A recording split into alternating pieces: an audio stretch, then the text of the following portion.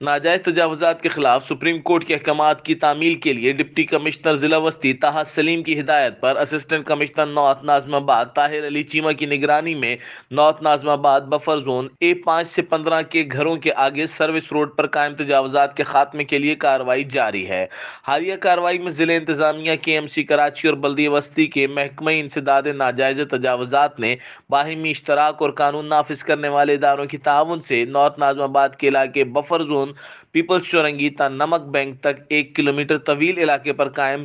ناجائز تجاوزات کو گرانے کا کام شروع کر دیا ہے۔ واضح رہے کہ ڈپٹی کمشنر طاہر سلیم ضلع وسطی کو ماڈل ضلع بنانے کے لیے ہر ممکن اقدام کر رہے ہیں۔ ناجائز تجاوزات اس منصوبے کی راہ میں سب سے بڑی رکاوٹ ہیں، جن کے خاتمے کے لیے سپریم کورٹ کے احکامات ایک خوش آئند اقدام ہے، جس پر عمل کرتے ہوئے ضلع وسطی کے بہت جلد تمام ناجائز تجاوزات کا خاتمہ کر دیا جائے گا۔ کیمرہ مین الواز باری کے ساتھ سید ایاز UNN کراچی۔